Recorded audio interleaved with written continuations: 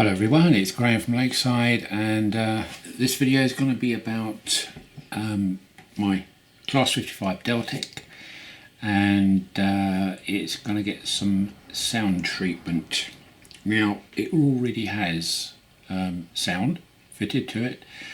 I've had this loco for about, I'm guessing, 3 years, something like that. It's quite an early Bachmann 55.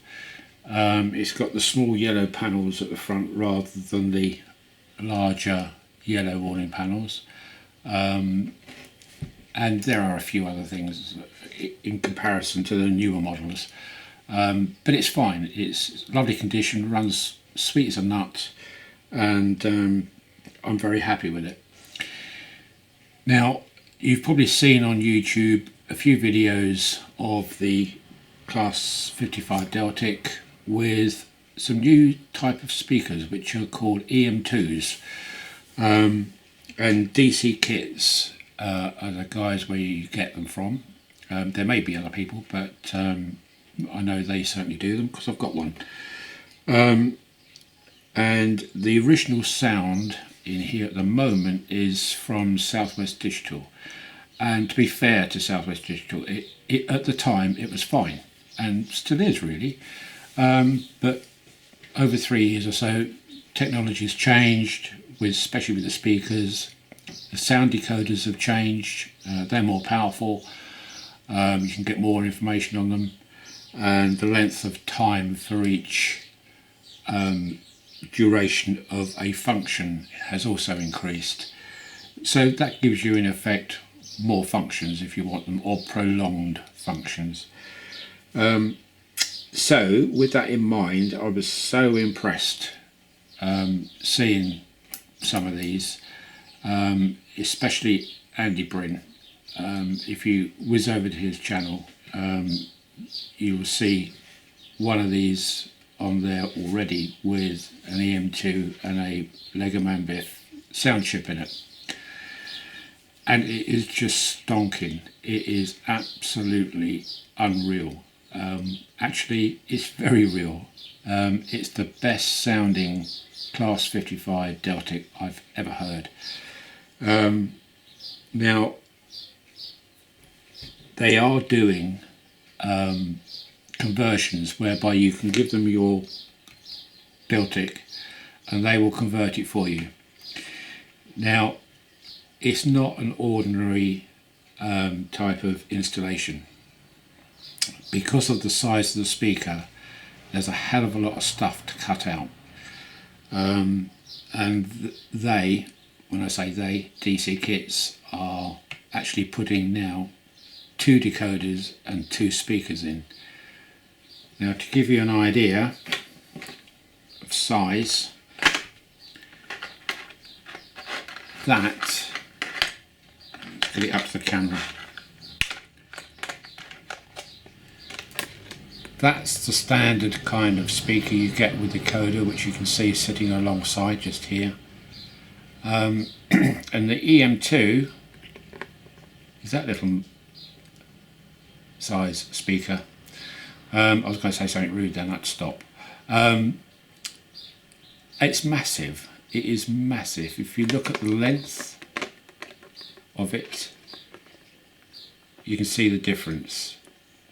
It's virtually twice as long, it's a little bit wider, and that's the depth of the enclosure in comparison to, trying to do this is fiddly, in comparison to that enclosure, which is not too far off. It's a little bit deeper, this one, but you will notice that on this speaker there is only a speaker, one speaker. On the EM2 it has 2 speakers, but only one is powered, which is the round one. This oblong one is not powered, it's passive, but what happens, if I can show you, is if I press down on here, you will see this one rise. And likewise, if I do the opposite, that one rises. So what's happening is that this one, which is the active speaker, when it's getting its sound from the connections from the decoder, this is going up and down obviously. While that's going up, this one is going down because it creates a negative pressure inside the sound box, and when it goes down then it creates a positive pressure, and this one comes up. So we're getting twice the sound really from one speaker. Now the advantage over this is that, as you know, the Deltics in real life have got this very, very low resonant sound, which is really the bass, and that's what lacks on most of our 00 sound files. They all tend to lose the bass. We've fitted iPhone speakers in, we've done the Sugar Cube speakers, and they're all getting better and better, but what they're all lacking is a really good sound for the bass. And you listen to your ones, like what I do anyway. I listen to mine and I think, oh, that's good. I'm quite happy with that. It's a little bit lacking in the bass, but you know, it's a model 00 at that. So what do you expect? Not a lot really. So up until now, we've all been quite happy, or most of us anyway, we're quite happy with the sound which comes from these locos. There are people obviously who would always say, no, it's not real life, I'm not interested in sound, it sounds awful, it sounds too tinny. Well, yeah, they do, but it is a model. And what we're trying to do is create a sound in a tiny, tiny little speaker. It's never going to work. And even these, you know, they're not huge by any means, but they're certainly a lot bigger, and certainly more akin to giving you a good sound for the bass. These Deltics, they need bass, they really do, for it to sound right, or getting near right. And this, for the moment, the EM2, is not too far off it, it's getting there. So if you pop over to Andy Brin's channel, have a look at his other videos too, because he's got a cracking layout there, really is lovely. And when you see his Deltic going around, if you haven't done so already, it will blow your socks off, it really will. So I'm going to change. I'm going to convert this into, I'll take the Southwest Digital decoder out, and I should probably get, it's a version 4 ESU, so I should get that reblown by Legomanbif at some stage, and I will pop in the new version here, and this is the Legomanbif Deltic sound decoder. That will go in the spares bin, and I will replace it with this one. That's the plan. Problem is that, as I've said, is very big, and I've got to cram it into here somehow.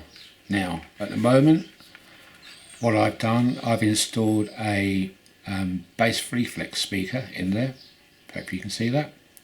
And that's quite large in itself, but it's not that wide. You can see that I've had to cut some of the plastic away to make it fit, but when I put this on, it's ginormous.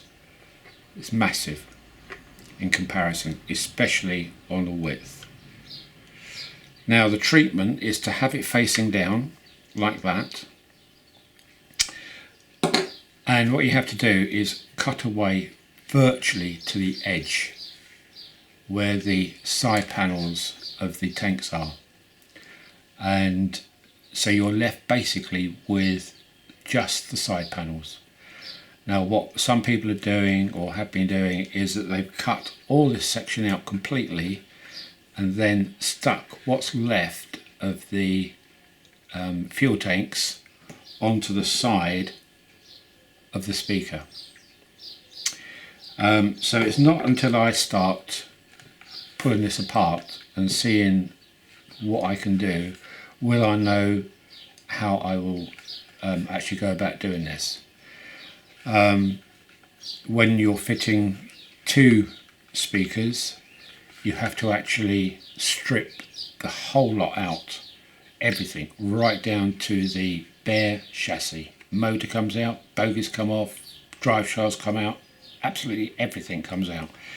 And you actually mill a section out of the chassis to fit your 2 speakers in.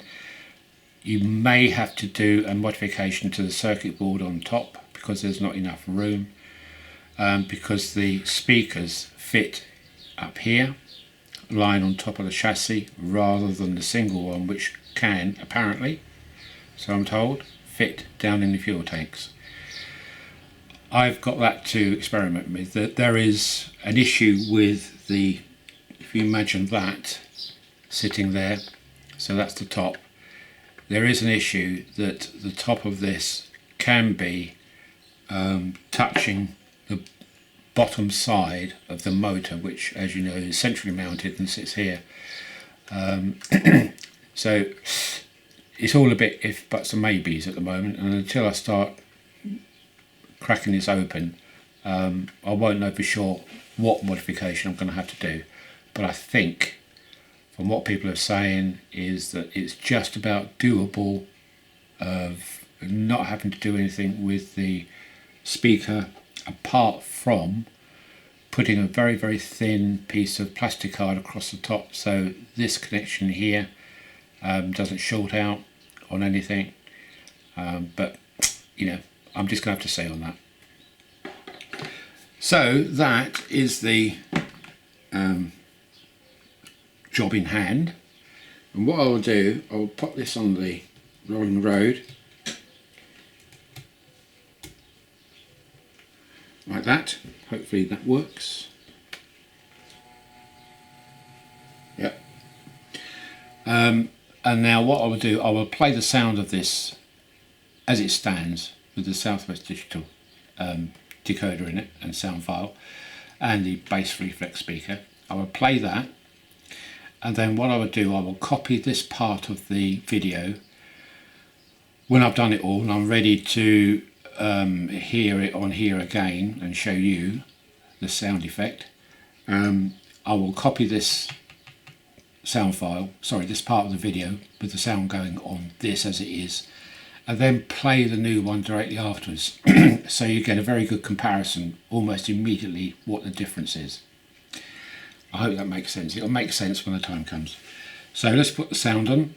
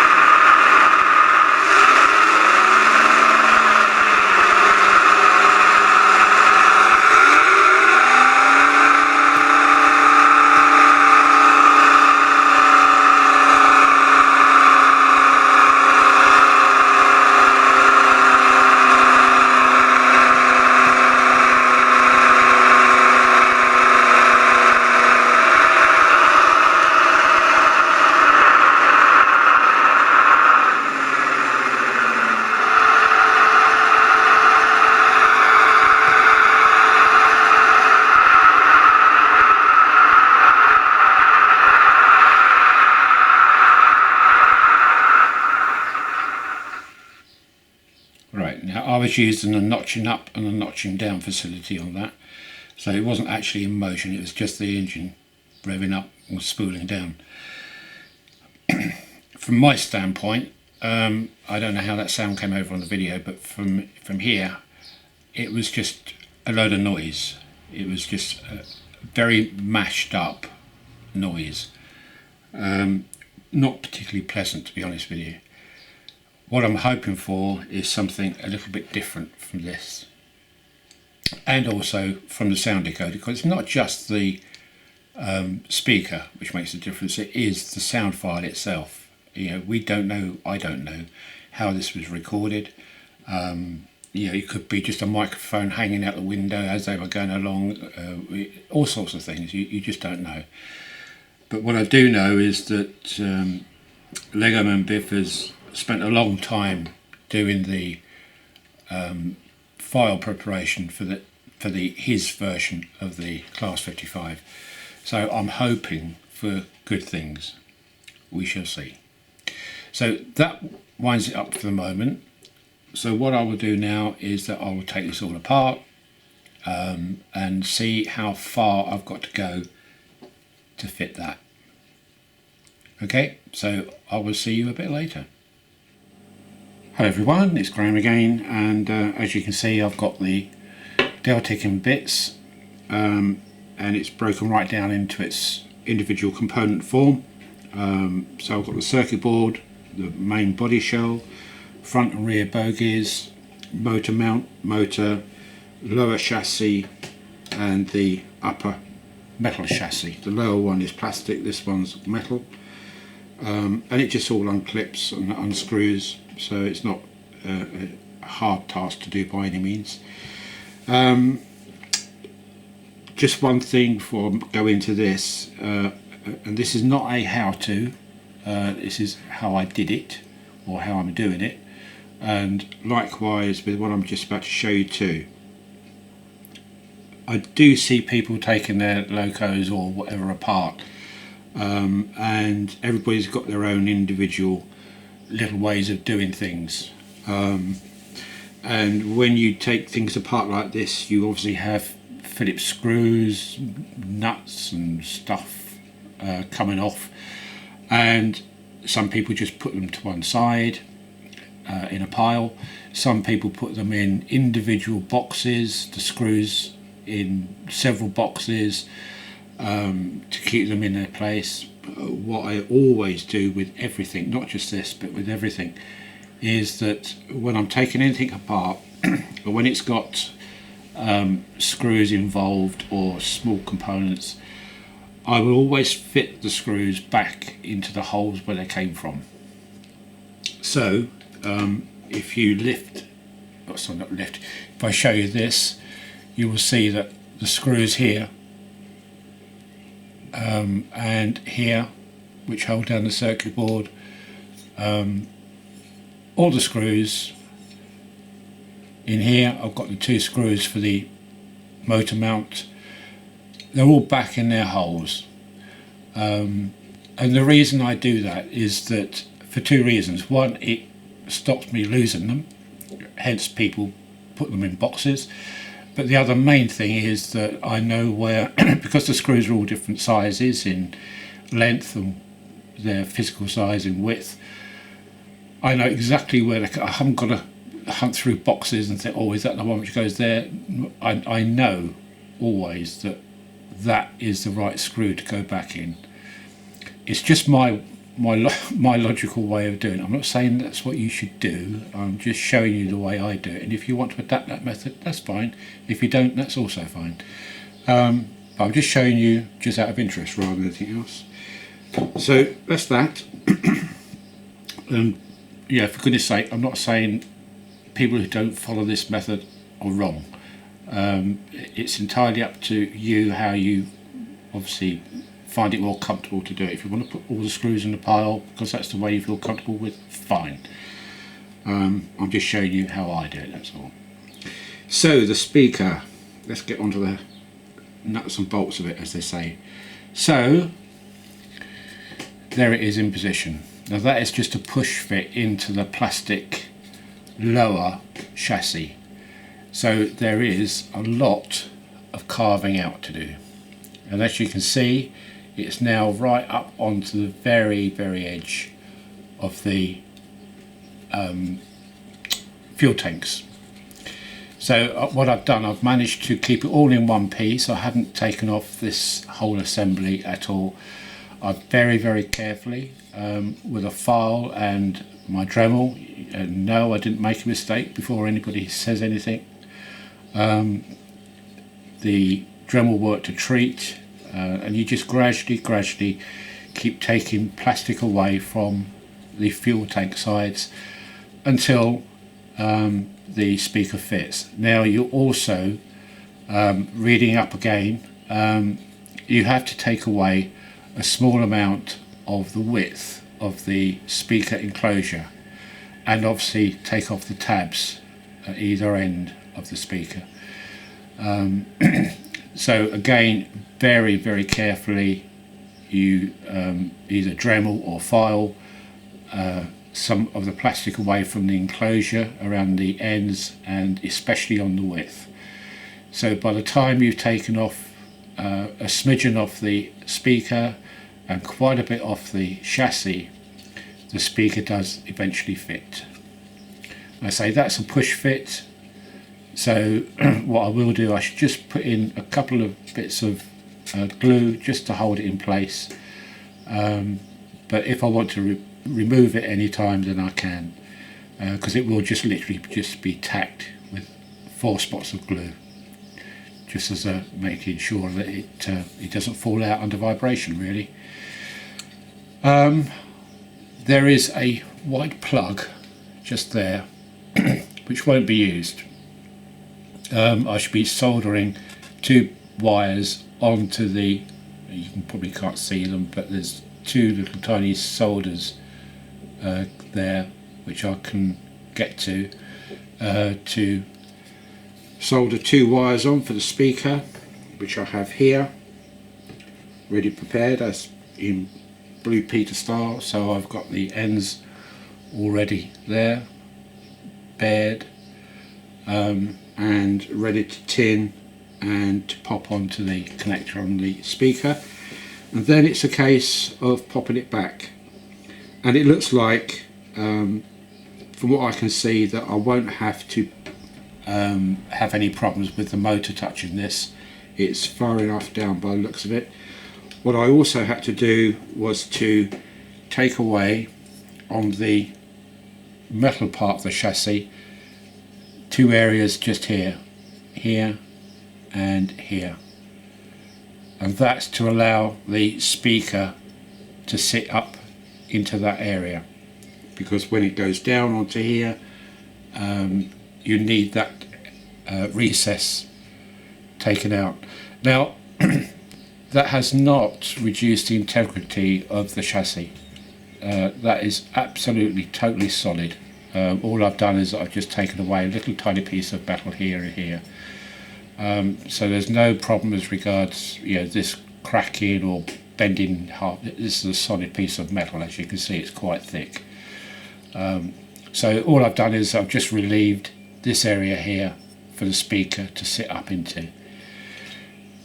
So that's that. While I was at it, I've cleaned the front and rear bogies, taken the wheel sets off, and cleaned all the wipers for the wheels, and lubricated the gearboxes inside, just to really give it a freshen up, because it's never been done since I've owned it. So hopefully that will mean that I've got good electrical contacts. I've cleaned the back of the wheels too, along with the wipers obviously. And the motor, it spins lovely. There's no sort of high spots on this. I will be taking off all this stuff here, and just having the wire going to the 2 connectors. I don't need these. That's really just to give me more room inside, because as you can see, if I can get this up here, there's quite a bit of height I can reduce there, and I need that to fit the this up against the motor, up against the chassis. So still a bit of work to do, but not a huge amount. The hard work is now over with, and the scary part as well, by fitting this in. The scary part really was not taking the plastic away from the chassis. The scary part was taking the plastic away from the speaker, because if you take too much off, you go into the inside of the enclosure, and that really you do not want to do, because you'll totally ruin and wreck the speaker. And just to check, that's still operating, so it's still got a tight enclosure. There's no air leaks or sound going to come out of that, around the edges anyway.